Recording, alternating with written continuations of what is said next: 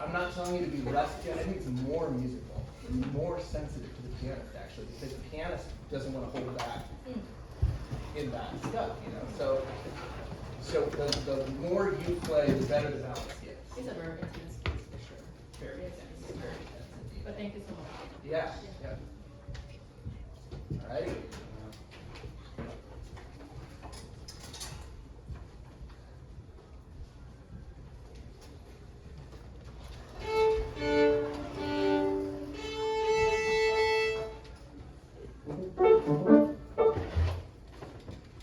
I'll just play the end of the big stanza, if that's okay. Yeah, great.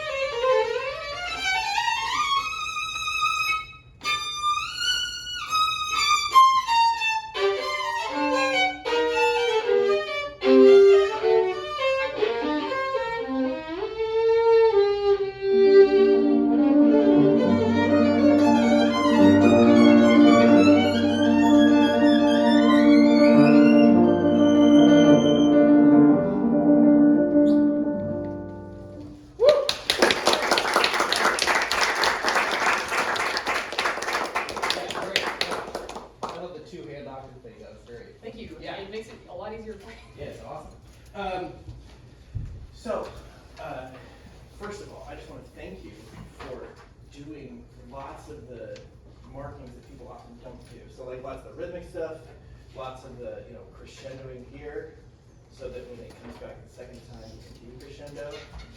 Anyway, it's such a well-written concerto, and I thought you were doing a really good job at kind of staying faithful to the score.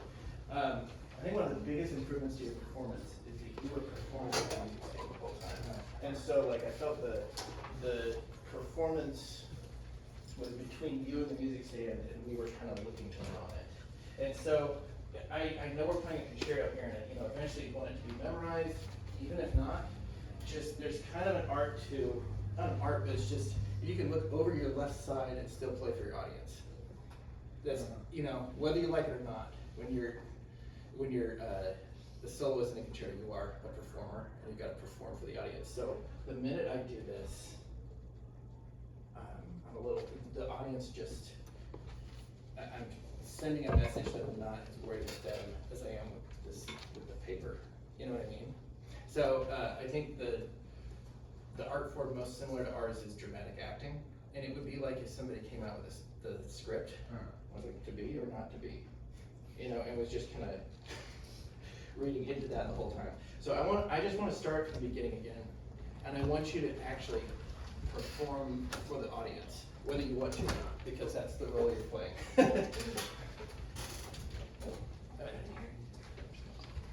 And then, can I just say, biggest improvement you can make on a technical level to this is that you're turning yourself into a 3-fingered violinist. Look at your 4th finger right now.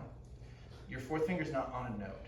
So, people who never miss, like Hilary Hahn and all that, after this masterclass, go watch her. Her fingers drop into place. They don't travel into place. So when you held up the violin, you actually, this very first note, it wasn't perfectly in tune because you were starting right here. So you gave yourself 2 to 3 inches to mess up. Start with your 4th finger right there, and you kind of don't have a choice but to play it in tune. Let's see if that works.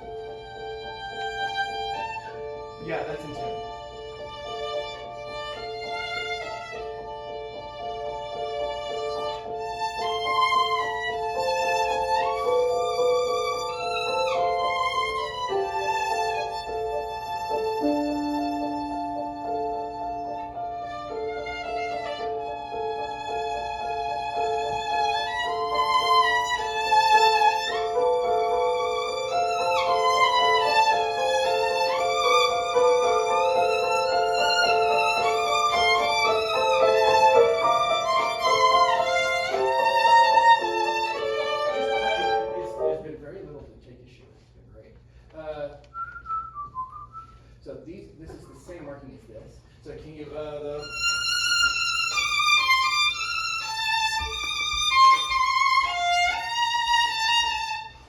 I kind of heard.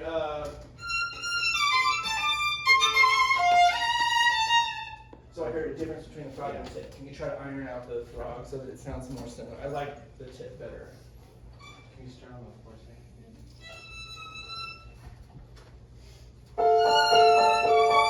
Try that again, Jason. I think whole bow, and by the way, this kind of the whole thing's kind of ascending, you know. You got a couple notes up there, but that's the highest note of the piece thus far. Go. I think it kind of ascends up to that. Let's do 2 bars before that forte.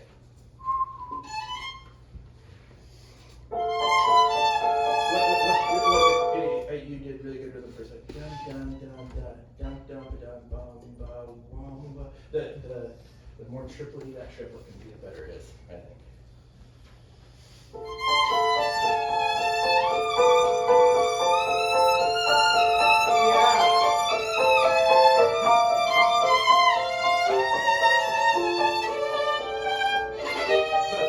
So I heard.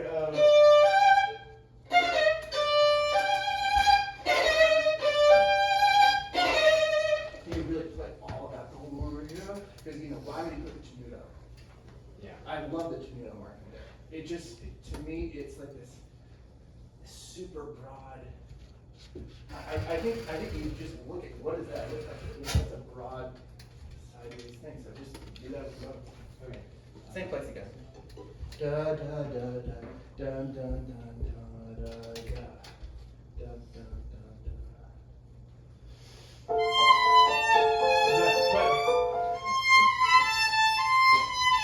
Just scoop them out, because if you go, then there's no real. What would the difference between a non?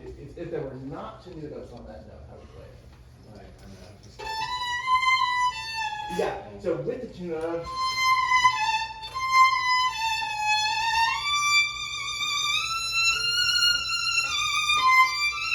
Hey, what's the adjective? What's the feeling of this opening? This is pretty Englished, right?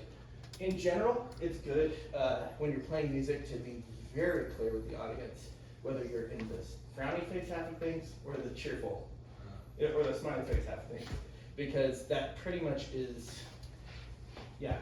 I mean, there's endless variation between the two, but it should be pretty obvious which one it is. So let's do it again. And make those tenutos work for that, frowny face side of things. Yeah.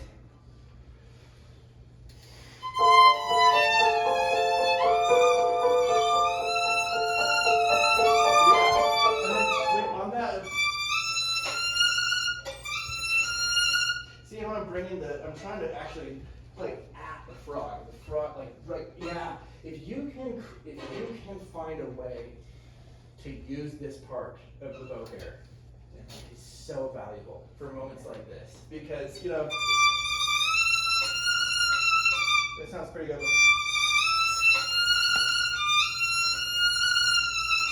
It's also, there's so much space right here, so I find it's easier to do a smoother bow change too.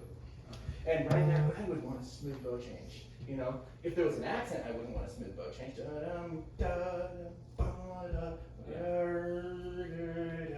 Right? So this is the smarmiest place in the bow. So if you can use that, that'd be great.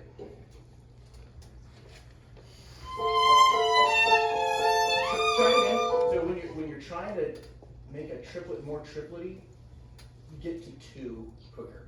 Da da da da da da da da. That'll make it more obviously a triplet. Yeah.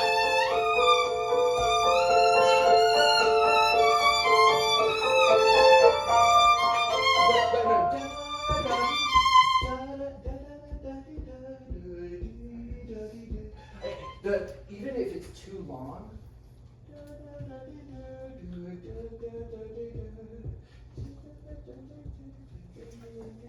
I think you want to overly triplet that so that the makes more of an impression. So basically with music, you're always looking forward and backward. So this is just the fastest note in the piece thus far, which is a statement. Yeah. So you treat rhythm just as important as dynamics and harmony. So those are the fastest. Shibada. That's a real statement from Sibelius. But if I go dum ba da dum ba da dum shibada, it's a bit of an impression, but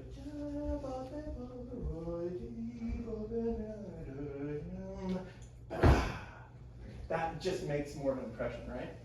So make the triplets really triplety. Try it. Dum ba da. Aim for 2. Da, da, da, da. Can we just start the measure before? That'd be easier. Sorry.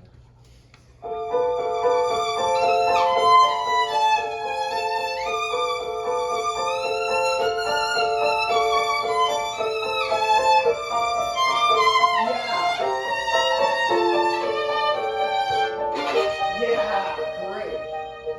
Keep going. It's great. So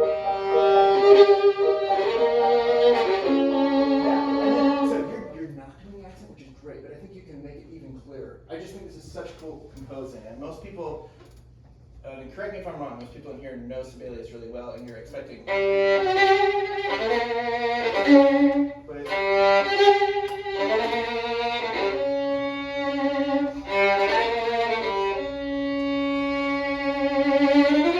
and this is a tritone, which is the most dissonant chord. It used to be called the devil's chord. So just always look for dissonance.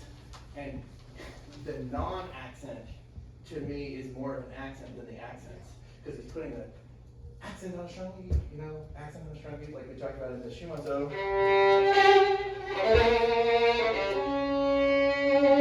Can you just like anti-accent that even more than you already were doing? Right. But those got to be more accenty. Yes. Where it's all about contrast.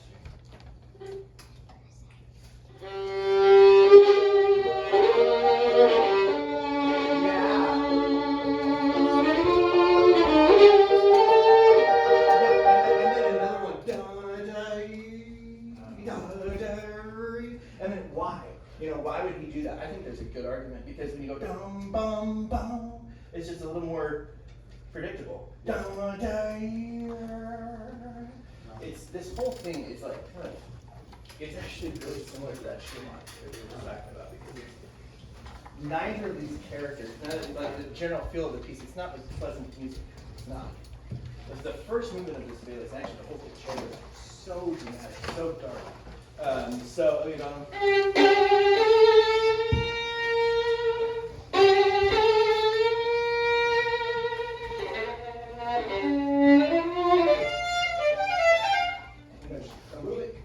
did such a great job of craziness in here, but try to anti-accent the non-accent even more. Let's go from there again.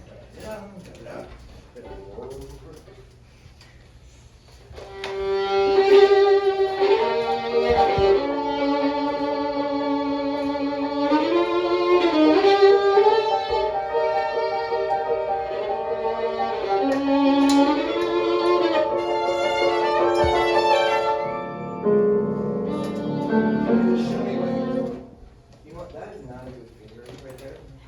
You can do 2, 3, 4, 3, 2, 3. Because you're having to hop over. That's really hard fingering.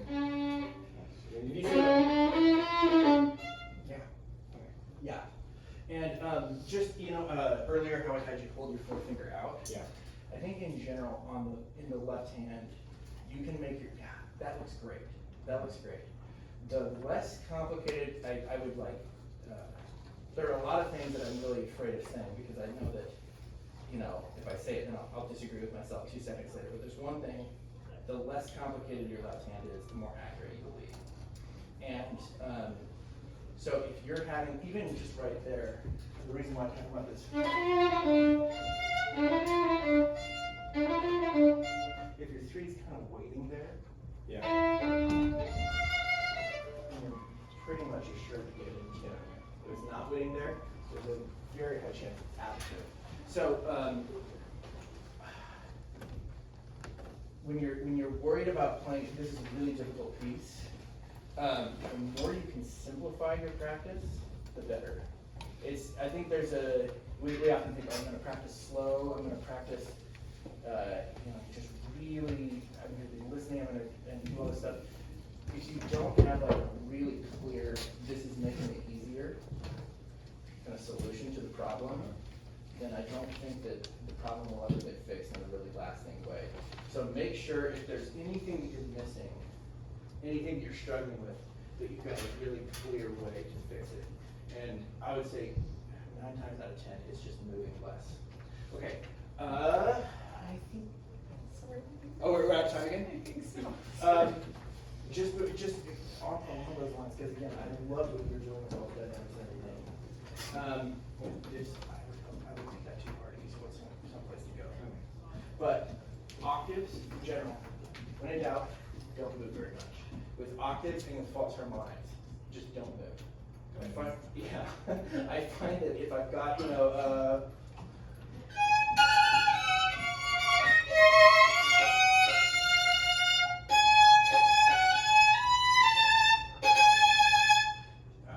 I try to have a really boring left hand. Like, you just look at my left hand.